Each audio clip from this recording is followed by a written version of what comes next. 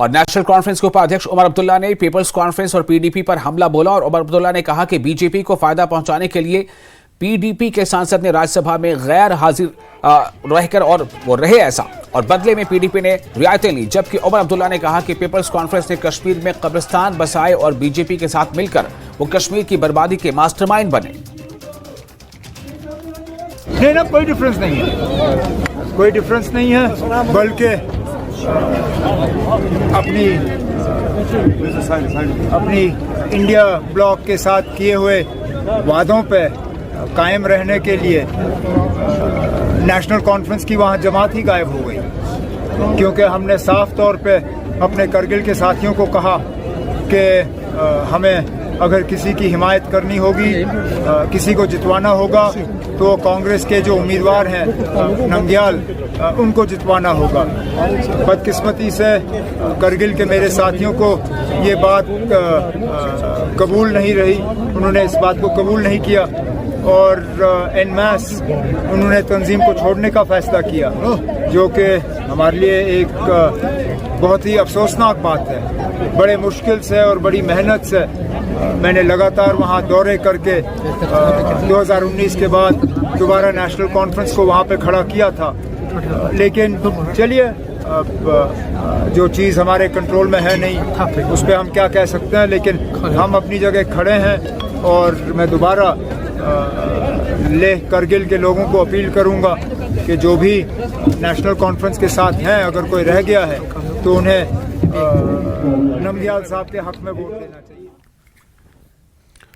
और पुंछ में अपनी पार्टी के राजौरी अनंतनाग लोकसभा सीट से प्रत्याशी जफर इकबाल मनहास ने न्यूज 18 से विशेष बातचीत की, जिसमें उन्होंने कहा कि केंद्र सरकार ने पहाड़ी समुदाय के साथ किया वादा पूरा किया। वहीं जफर इकबाल ने नेशनल कॉन्फ्रेंस और पीडीपी पर निशाना साधते हुए कहा कि वे लोग आज 370 की लाश ढो रहे हैं।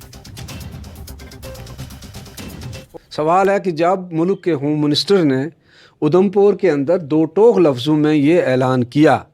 कि हम अपना कैंडिडेट खड़ा नहीं करेंगे, लोग जिसको वोट चाहें दें, लेकिन हम परिवारवाद के खिलाफ हैं, हम लोगों से ये प्रार्थना करते हैं कि ना पीडीपी को वोट दें, ना एनसी को वोट दें, ना कांग्रेस को वोट दें, तो फिर मैदान में बचा क्या है। तो ये उस एतबार से उनके साथ जो वादा है, तो उस वादे को वो पूरा करने का मौका है। सवाल ये है कि अगर हम यहाँ इस जगह पे खड़े हैं तो उनको तो उन्होंने अलग कर दिया है। अब अगर कोई लोग बहाना बनाते हैं किसी तरीके से कि ये एनसी जीत जाएगी, उसको रोकने के लिए दूसरे को लाओ, वो जो दूसरा है वो उससे भी बुरा साबित हो सकता है। तो ये सारी चीज़ें जो हैं, मैं समझता हूँ कि लोगों को इन तरह के झांसे में नहीं आना चाहिए। ये 3 ही दिन यहाँ आए हुए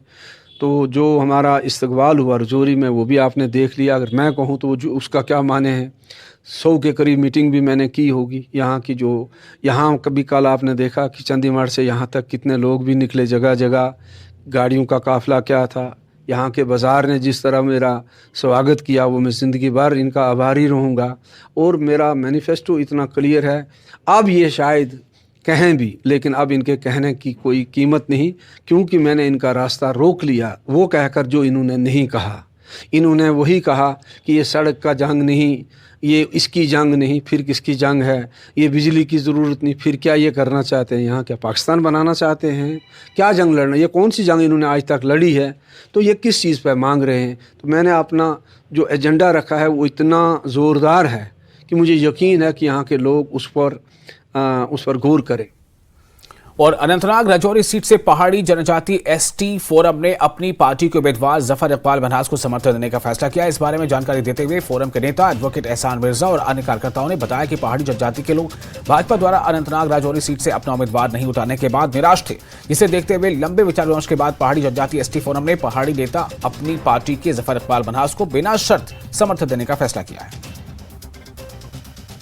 कि हमारा सबका एक ही मानना है कि ये जो बाकी सरकारें हैं, ये हमारे साथ जो है हमेशा एक मजाक करती रही, पहाड़ियों को एज ए वोट बैंक जो है वो इस्तेमाल करती रही, और जब भी इलेक्शन आते थे तो ये एक माहौल बना देते हैं, हम खासकर हमारे इस खिता पीर पचाल के अंदर, कि यहाँ का गुजर खतरे में है, यहाँ का पहाड़ी खतरे में है। मैं आप सब